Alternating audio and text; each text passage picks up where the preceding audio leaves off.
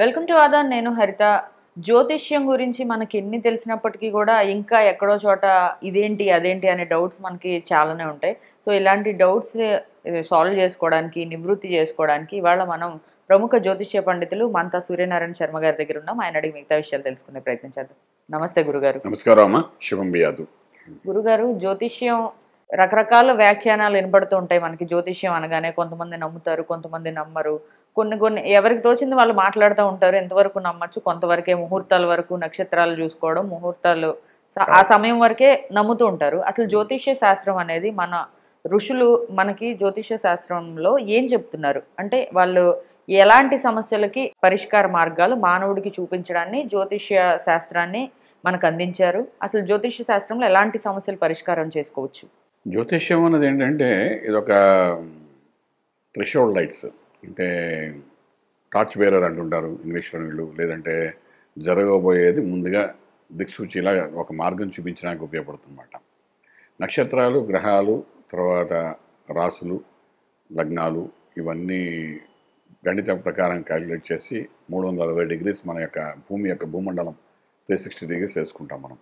అలాగే ఈ చక్రం కూడా జ్యోతిష్యంలో రాశి చక్రం కూడా 360 డిగ్రీస్ ఉంటాయన్నమాట. ఈ 360 డిగ్రీస్ని 12 భాగాలుగా చేసి ఒక్కొక్క దానికి ఒక రాశిని చెప్పి ఈ భూమి మీద కాంతి కిరణాలు ఏ విధంగా పడుతున్నాయి ఇవన్నీ కూడా మనకు కనిపిస్తుంటాయి.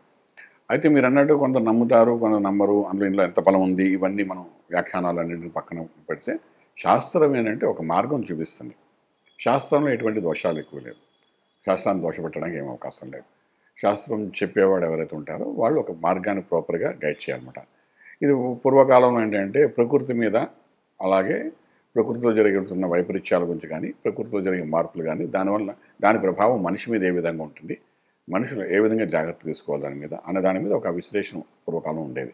రాజుల కాలంలో కూడా అంతే. రాజుల కాలంలో కంటే రాజుగారి దగ్గర ఒక మంత్రి, ఒక జ్యోతిష్య పండితుడు ఉంటే ఆయన సలహా వరకు ఏంటంటే ఈ సంవత్సరం పాడి పంట ఎలాగుంటుంది, లేదంటే ధాన్యం వేయచ్చా వేయకూడదా, లేకపోతే భూమండలం మీద ఎక్కడెక్కడ రాజ్యంలోని భూకంపాలు వస్తాయా, ప్రకృతి వైపరీత్యాలు వస్తాయా, ఫలానా భాగంలో జరుగుతుంది, వర్షం ఎంత పడుతుంది, ఇవన్నీ ఇప్పుడు పంచాంగాలు కనబడుతాయి కదా, ఇవన్నీ పూర్వం రాజులకు చెప్పేవారు. ఆ రాజుగారు ఏంటంటే దాని అనుగుణంగా ఏం చేసేవారంటే ఈ వర్షపాతం తక్కువ ఉందంటే మనం ఏం పండించాలి, ఏది పండించకూడదు, సమయం చూసుకుని ప్రజలకు అందించాలి కాబట్టి ఆ పంటే పండించడం, ఇలా రకరకాల దాని మీద. జ్యోతిష్యం అనేది ప్రకృతిలో జరుగుతున్న మార్పులు, చేర్పులు, కూర్పులు వీటన్నిటి గురించి చాలా విశేషంగా ఇప్పటికీ పంచాంగాలు చెప్తారు అందరూ. ఈ మన గంటల పంచాంగాలు కనబడుతుంటాయి. అదేవిధంగా జ్యోతిష్యులు కూడా ఇవన్నీ చెప్తుండేవారు. రాజుగారు యుద్ధానికి వెళ్ళచ్చు, వెళ్ళకూడదా, ఉత్తర భాగంలో యుద్ధం వెళ్ళాలా, దక్షిణ భాగంగా యుద్ధంకి వెళ్ళాలా, అసలు యుద్ధం చేయొచ్చు చేయకూడదు, చేయడం మిత్రత్వంతో వెళ్ళాలా, ఈవెన్ రాజుగారి యొక్క జాతకాన్ని పరిశీలించేవారు. రాజు బాగుంటే రాజ్యం బాగుంటుంది, అంతే సింపుల్, ఇంకేం లేదు. రాజు తర్వాత పట్టపు రాణి అనుకో, పట్టపు రాజు అంటే రాజకుమారుడు ఎవరైతే ఉంటే వాడు రాజ్యాన్ని వెళ్తాడా, చక్రవర్తి అవుతాడా అవదా, ఇలాంటి విషయాలు. ఒకరు ఇద్దరు అంటే రాజ్యం వెళ్తూ మనం మాట్లాడుతున్న ఒక 100 సంవత్సరాలు, 150, 200 సంవత్సరాల క్రితం గురించి మాట్లాడుకుంటే ఈ రాజుల కాలం నాట్లు ఇవన్నీ చూపించేవారు. అది అక్కడతో పరిమితం అయి ఉండేది జ్యోతిషాలు. జరగబోయే సంఘటనలు, రాబోయే అనారోగ్య స్థితిగతులు ఇవన్నీ కూడా జ్యోతిష్యాలు కనబడతాయి. అంటే జ్యోతిర్వైద్యం అని చెప్తాం దాన్ని.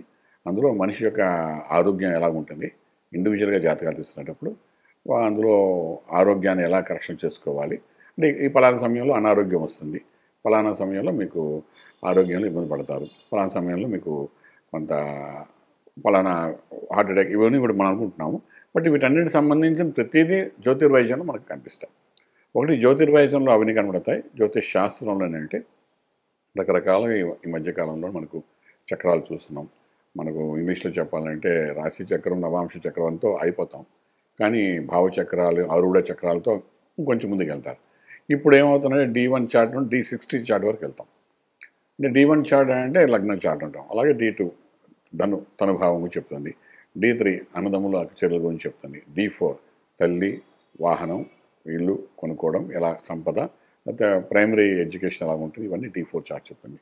D5 ఏమో మనకు సంతానము, సౌభాగ్యం ఎలాగుంటుంది, అష్టైశ్వర్య భోగభాగ్యాలు ఎలాగొస్తాయి, అలాగే ఏ మంత్ర సాధనతో మనం ఈ మోక్ష సాధన పొందొచ్చు.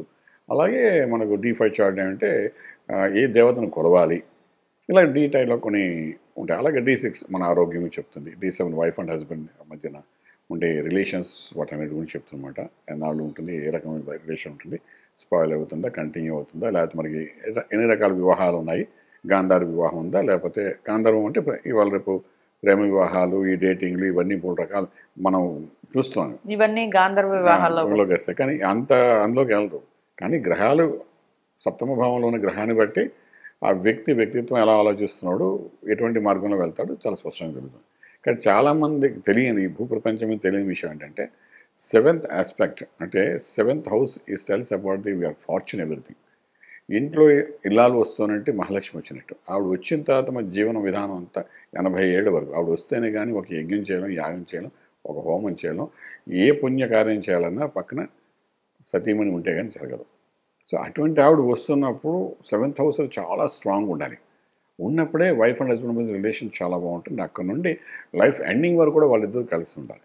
సో ఇవాళ రేపు ఏమైపోతుంది, ఈ 7th ఆస్పెక్ట్ చాలా సిల్లీగా తీసుకుంటున్నారు. కొంతమంది మూర్ఖులైనా అంటే ఇంకా నాకు బాధ అనిపిస్తుంది. కాబట్టి ముందు డేటింగ్ అంటారు, తర్వాత ఇంకేదో అంటారు, తర్వాత ప్రేమ అంటారు, తర్వాత చూసుకోవడం అంటారు, చూసుకొని కలిసి సహజీవనం కొంతకాలం చేయాలంటారు. అన్ని రకాల చెత్తా చెదారులు వాళ్ళు మాట్లాడుతున్నారు. ఇవన్నీ చేసిన తర్వాత వాళ్ళు చేయడానికి ఇంకేముంది అక్కడ చెప్పండి. మళ్ళీ ఇలా అంటే శర్మ గారు ఇలాగన్నా నా మీద ఇంకో కింద నోట్లోని 100 రకాల కామెంట్స్ కూడా పెడతారు. బట్ ఎందుకు 7th ఆస్పెక్ట్ ఎంత ఇంపార్టెంట్ అనేది చెప్పాలంటే కనీసం ఒక సంవత్సరం పట్టేస్తుంది నాకు సప్తమ భావం నుంచి వివరంగా మాట్లాడి ఎందుకు సప్తమ భావానికి అంత ఇంపార్టెన్స్ ఇస్తారు. అది లైఫ్ టర్నింగ్. ఇంకా దాన్ని గురించి D7 చార్ట్లు తెలుస్తుంటాయి. అలాగే D8లో మనకు ఆయుష్ గురించి తెలుస్తాయి. ఎటువంటి ఎంతకాలం మనం బతుకుతామనే ఆయుష్ క్షీణం, అంటే అల్ప ఆయుష లేకపోతే పూర్ణ ఆయుష, ఇవన్నీ మనకు D8లో బట్టి మనకు అదొక చార్ట్ తయారు, దాన్ని బట్టి తెలుస్తాయి. అలాగే D9 మీ యొక్క లక్, భాగ్యం, అదృష్టం. ఎటువంటి అదృష్టాన్ని మీరు యాక్సెప్ట్ చేస్తున్నారు. మనం కష్టపడేది 10 నిమిషాలైనా మన లక్ ఫేవర్ అయితే మనకు అద్భుతమైన యోగాలకు వెళ్ళిపోతాం. ప్రతి ఒక్కడికి అదృష్టం కావాలని కోరుకుంటాడు, కష్టపడతాడు, దాంతో కూడా అదృష్టం మనకి చేరితే అల్టిమేట్ ఇంకా తిరిగి ఉండదు అనమాట. సో ఈ D9 చార్ట్లు చెప్తాను లక్ ఎలా ఉంటుంది అని కూడా చెప్తాను. అలాగే D9 హైయర్ ఎడ్యుకేషన్స్ గురించి చెప్తుంటాను. D9 అప్పుడు ఫాదర్ గురించి చెప్తాను. తండ్రి స్థితిగతులు అలాగా ఉంటాయి, తండ్రి వంశంలో తండ్రి యొక్క స్థితిగతులు అలాగా ఉంటాయి, తండ్రి నుండి ఏమైనా రావాల్సిన వస్తుందా రాదా, వంశపారంపర్యంగానే విద్య, వంశపారంపర్యంగా ఆస్తి, వంశపారంపర్యంగా పెద్దల తాతగారి దగ్గర వచ్చిన కొన్ని మూలాలు ఉంటాయి. ఇవన్నీ ఎలాంటివి వస్తాయి, యోగం వస్తుందా అవయోగం వస్తుందా, యోగం అంటే ఇంకా తిరుగులేదు, అవయోగం అంటే వాళ్ళు చేసిన కర్మ పాపాలని మనకి తగులుకుంటాయి. సో ఇలాంటివన్నీ వస్తున్నాయి కదా 9 ఏళ్ళు చెప్తాను. అంత అద్భుతం చూడండి. మరి ఇంకా 10వ ఏళ్ళు ఎటువంటి కర్మ చేసి బతుకుతాయి ఈ భూమి మీద అని 10వ ఏళ్ళు చెప్తాను. D10 chart చెప్తానమాట.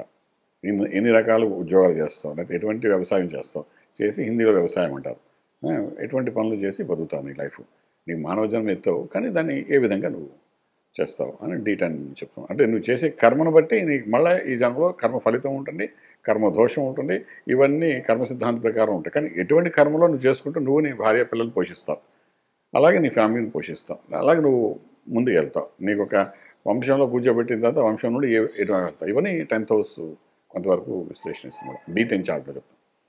D11 చార్ట్లో నువ్వు చేసే పుణ్యం అంతా కనబడుతుంది. అంటే ఎంత లాభం, ప్రాఫిటబుల్ ప్లేస్ అంటాం, కానీ చేసే పుణ్యం, ఈ జన్మలో నువ్వు చేసే పుణ్యం ఏంటి తెలుస్తుంది.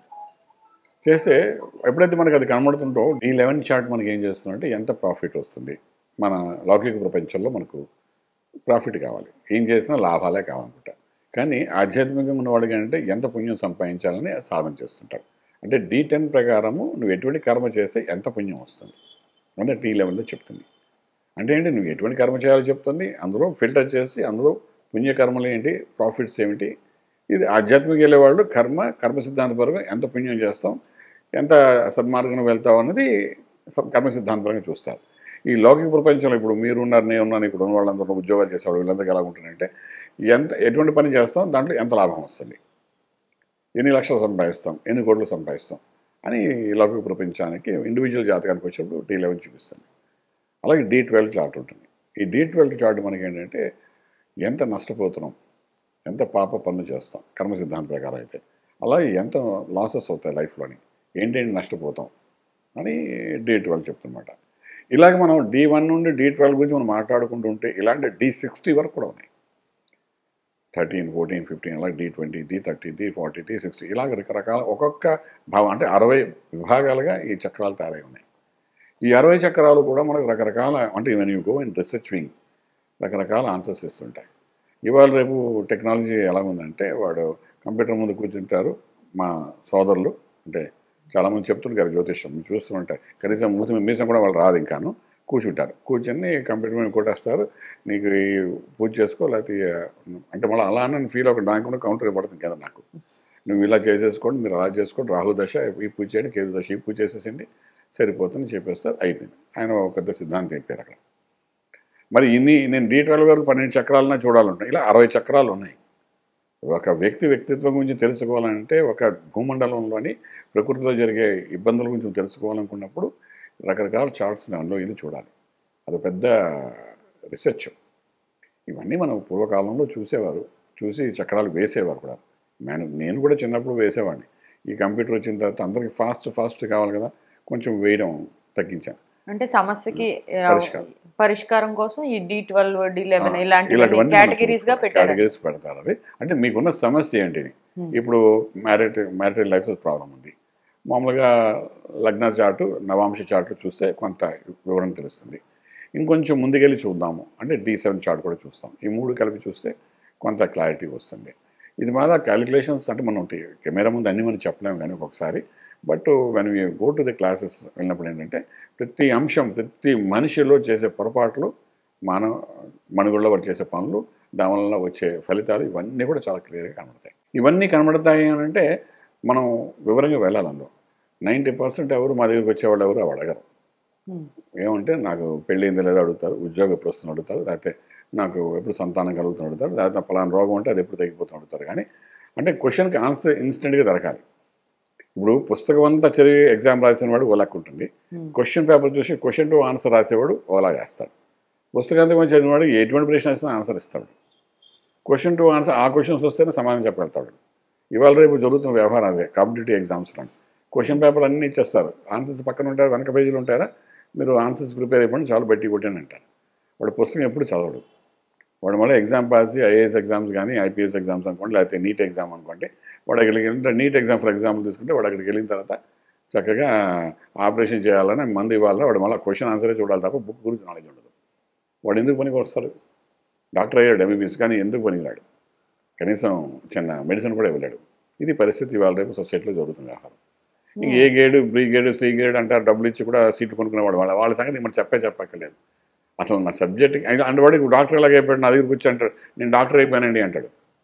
నీ జాతకంలో లేదురా అంటావు, నేను అయిపోయానండి అంటాడు. అయిపోయినట్టు బాగుంది, అయిపోయినట్టు అక్కడ ఒక పేషెంట్ నువ్వు చూడు జాగ్రత్త చూసి చెప్పు. డాక్టర్ నువ్వు అయిపోయావని ఎవరు చెప్పాలి? పేషెంట్ చెప్పాలి. ఈజ్ ద బెస్ట్ డాక్టర్ అని చెప్పగలగాలి. ఆ బెస్ట్ డాక్టర్ నీ జీవితంలో రాదు కదా. నువ్వు బట్టి కొట్టి ఎగ్జామ్ రాసి లేకపోతే సి గ్రేడ్ కోట్లు పెట్టి సీట్లు కొనుక్కుంటే 100% సి గ్రేడ్, బి గ్రేడ్ కొనుక్కుంటారు సీట్లు. అన్ని సీట్లు అలాగే ఉన్నాయి.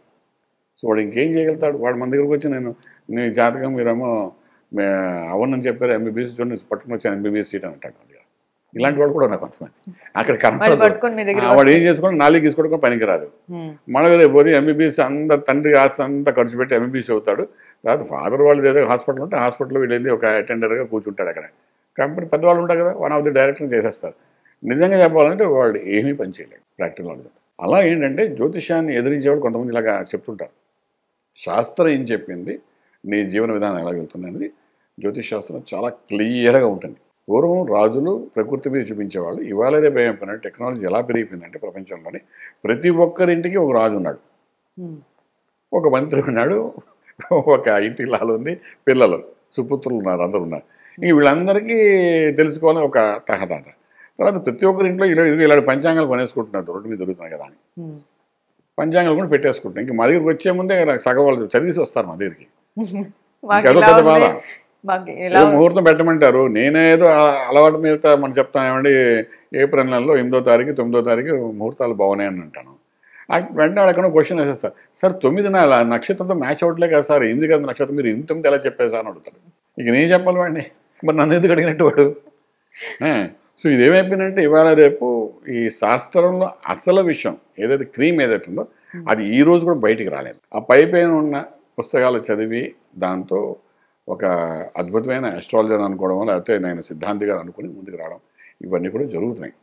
కానీ ప్రజలు కూడా అలాగే కోరుకుంటున్నారు. కోరుకున్నప్పుడు వాళ్ళకి అలాంటి వాళ్ళు కరెక్ట్గా మ్యాచ్ అయిపోతారు కూడా. సాధారణంగా మనకు అందులో డెప్త్గా వెళ్ళాలి, తెలుసుకోవాలి, ఆధ్యాత్మికంగా మనం ఎందుకు పుట్టాం, మానవ జన్మ ఎత్తుగా మోక్ష మార్గం ఎలా సంపాదించాలి, మోక్ష మార్గం ట్రై చేస్తే నీకు లౌకిక ప్రపంచంలో కావాల్సినవన్నీ వచ్చేస్తాయి. అందులో భాగంగా మాకు శ్రీ విద్యలో చెప్తారు, భోగంతో కూడిన మోక్షం వస్తుంది అన్నారు శ్రీ విద్యలో ఉన్న వాళ్ళకి. ఈ భోగంతో కూడిన మోక్షం అంటే మాకు అర్థం కాలేదు మా గురుగారు చిన్నప్పుడు చెప్పినప్పుడు. భోగం అంటే భోగభాగ్యాలు అనుభవించడం అంటే మోక్ష సాధన చేయడానికి నీకు ఆ భోగం అనేది తోడ్పడుతుంది. ఎలా తోడ్పడుతుంది అంటే కష్టం తెలియకుండా మోక్ష మార్గంలో వెళ్తాను. పూర్వజం సుకృతుండే కానీ శ్రీ విద్యలోకి రాలేమంటారు.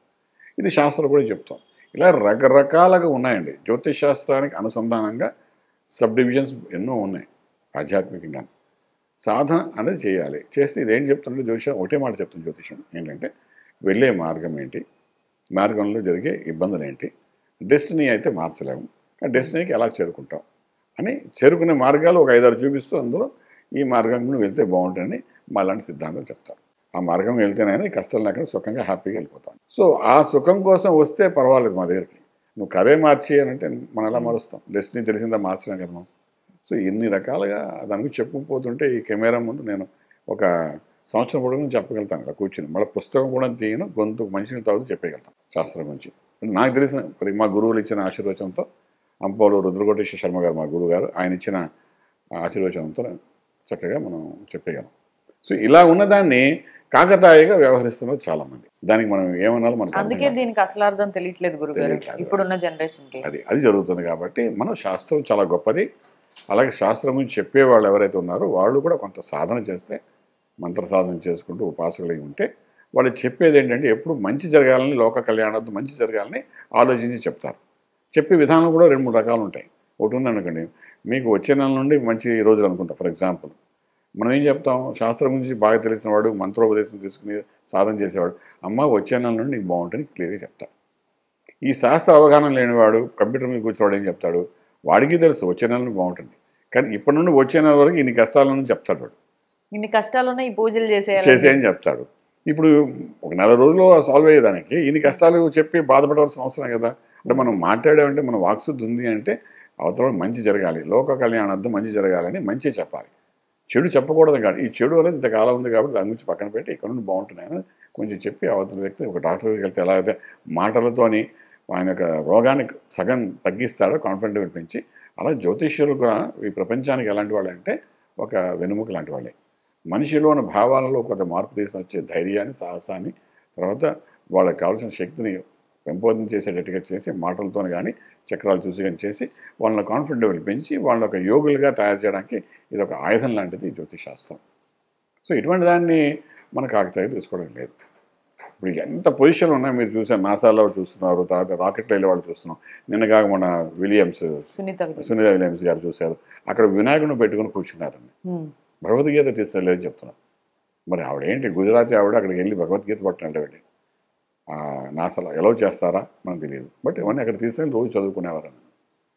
అంటే వేర్ వీఆర్ గోయింగ్, శాస్త్రం ఎంత దూరం వెళ్తుంది, ఖగోళ శాస్త్రం ఎలా వెళ్తుందో జ్యోతిష్ శాస్త్రం కూడా అలాగే వెళ్తాం. మనం రీసెర్చ్ చేస్తున్నాం, కానీ ఈ జ్యోతిష్ శాస్త్రం అంటే ఆర్యభట్ట ముందుండి ఎప్పుడు కొన్ని వేల సంవత్సరాల నుండి. సో దీన్ని జాగ్రత్తగా స్టడీ చేయడానికి చేసే ప్రయత్నం అనేది మనం బాగా చేయాలి. చేస్తే అప్పుడు డెఫినెట్గా దేశాన్ని, రాష్ట్రాన్ని, విశ్వాన్ని కూడా రక్షించేంత శక్తి మార్గాలు మన జ్యోతిష్ శాస్త్రంలో కనబడతాయి. ఆ మార్గం గుండా వెళ్తే పెద్దలు తెలుసుకోవాలి. ఇది ఒక ప్రధానమంత్రి ఉన్నారంటే ప్రధానమంత్రి, అలాగే ప్రైమ్ మినిస్టర్ గారు ఉంటారు, వీళ్ళందరూ కూడా పక్కన ఒక పూర్వకాలం రాజులకు ఏదో విధంగా అయితే జ్యోతిష్యులు ఒక సలహాదారుగా ఉండేవాడు, ఇప్పటికి కూడా అలా ఉండాలి. వాళ్ళు చెప్పేది శాస్త్రమే ఉండాలి. శాస్త్రంలో ఉన్న విధానం, శాస్త్రంలో ఉన్న మార్గాలు వాళ్ళు చెప్తుండాలి, చెప్తూ సలహాలు ఇస్తుండాలి. అలా ఇస్తున్నప్పుడు ఏంటంటే దేశం, రాష్ట్రం కాదు దేశం, ప్రపంచం అంతా ఒక అద్భుతమైన స్థితికి వెళ్ళడానికి అవకాశం ఉంది. ఇప్పుడు మనం చూస్తున్నాం కొన్ని మార్గాలు అలాగే పడుతున్నాయి. రామ మందిర్ కట్టడం చూస్తాం, అయోధ్య చూస్తున్నాం, తర్వాత కాశీలో వారకాలు చేస్తాం. ఇవెవరు అక్కడ ఉన్న వ్యక్తిని బట్టే కదా మారేవని. ఇంతకుముందు అవన్నీ జరగలే కదా. అంటే వ్యక్తిలో ఆలోచన అలాగ వస్తారంటే ఎవరు వెనక నుండి అటువంటి సలహాలు ఇస్తున్నట్టే కదా. ధర్మ మార్గంలో ఎలా వెళ్ళాలి, దేశాన్ని ఎలా తీసుకెళ్ళాలని కొంతవరకు అంతా మనం చేయలేము, ఎంత చేయగలుగుతాం చేయాలి. ఇప్పుడు ఏంటంటే శతకం ఉంటారు, అంటే రామానుజుల శతకం అంటారు, అలాగే శంకరాచార్యులు వారి యొక్క శతకం అంటారు, లేదంటే ఇంకెవరు శతకాలు అంటారు. అలాగే ఈ 10 ఏళ్ళు 15 ఏళ్ళు మన మోదీ గారి శతకం అనుకోండి, ఇవన్నీ చేస్తున్నారు. కాబట్టి అలా నెక్స్ట్ వచ్చేవాళ్ళు చేస్తారో మనకు తెలియదు, అంతే కదా. కానీ ఏంటంటే ఒక మంచి సమయం ఇప్పుడు నడుస్తుంది కాబట్టి జ్యోతిశాస్త్రం కూడా మంచి సమయం నడుస్తుంది, మంచి వ్యక్తులు వచ్చి ఉన్నారు, ఇప్పుడు దేశాన్ని ఏలేవాడు ఉన్నారు కాబట్టి అంటే ధర్మ మార్గం, సనాతన ధర్మం గురించి చెప్పేవాడు, ధర్మ మార్గంలో తీసిన ఋషులు యోగులకి ఒక అవకాశం ఇస్తున్నారు. ఆయన నడిచినా నడవకపోయినందుకు పొలిటికల్గా ఆయన రకరకాల మనుషులతో కలవాలి, రకరకాల పనులు చేయాలి, కొందరు నచ్చుతుంది నచ్చకపోవచ్చు. కానీ ఆయన ఒక వ్యవస్థని పూర్తిగా ఓపెన్ చేశారు. ఆయన ఈ సాధు సంతుని కానీ సనాతన ధర్మాన్ని నడిపెట్టేవా కానీ అలాంటి వాళ్ళంతా ప్రోత్సహిస్తున్నాం. వాడు ధర్మాన్ని నిలబెట్టడానికి చేసే మార్గాలు మనకు ఎంతో ఉపయోగపడతాయి. సో ఇవన్నీ ఎందుకు బయటకు వస్తున్నాయంటే శాస్త్రంలో ఉన్నాయి ఇవన్నీ. ఎప్పుడో మనకి చెప్పారు, మన చాగంటి ఎవరు మన అదేమంటారు బ్రహ్మంగారు చెప్పారు, ఒక సన్యాసి దేశాన్ని వెళ్తాడని చెప్పి. సన్యాసి అంటే ఎవరు? అన్నీ ఛేదించేవాడు సన్యాసి, ఏది మనకి కాదనుకున్నవాడే సన్యాసి. మరి ఇప్పుడు వెళ్తారు ఒక ఆయన అలాగా, ఓ రూపాయి కూడా తీసుకోకుండా. అలాంటి వాడు ఇంకో వ్యక్తి కూడా కనబడుతున్నారు, యోగి కూడా కనిపిస్తున్నారు, కనీసం ఒక ఇల్లు కూడా లేదు ఆయనకి. మరి వీళ్ళు ఏమంటారు? దేశాన్ని వెళ్తున్నారు వీళ్ళందరూ. అలాంటి వ్యక్తులు మన దేశాన్ని వెళ్తారు కూడా ఎప్పుడో మన బ్రహ్మంగారు చెప్పారు, ఎవరు బయట వాళ్ళు కూడా. మన ఆంధ్ర రాష్ట్రంలో ఉన్న బ్రహ్మంగారే అప్పట్లో రాసిన పుస్తకంలో రాసేది చాలా క్లియర్గా. మరి ఇవన్నీ జరుగుతున్నాయి కదా, ఇవన్నీ శాస్త్రాల్లో భాగాలే కదా. అంచేత శాస్త్రాన్ని ఎవడూ మార్చలేడు, జ్యోతిష్ శాస్త్రంలో డెస్టినీని ఎవరు మార్చలేరు. కానీ డెస్టినీకి ఎలా వెళ్ళాలి, ఏ మంచి పని చేసుకుని వెళ్ళాలి అవన్నీ మనకు క్లియర్గా మన చేతిలో ఉంటుంది. దాన్ని మార్చడం చేసే ప్రయత్నమే జ్యోతిష్ శాస్త్రం చెప్పగలుగుతాం. రైట్ గురుగారు, చాలా డీటెయిల్డ్గా ఇప్పటి వరకు ఎవరు ఇలా చెప్పలేదు. అంటే జ్యోతిష్య శాస్త్రం అంటే మామూలుగా ఇవి తెలుసుకుంటే జరిగిద్దని చెప్పారు, కానీ దీని డెప్త్ ఇంత ఉందని చెప్పి ఇప్పటివరకు అయితే ఎవరు ఇంత డీటెయిల్గా చెప్పలేదు. థ్యాంక్ యూ సో మచ్ గురుగారు. శుభం బియాదు.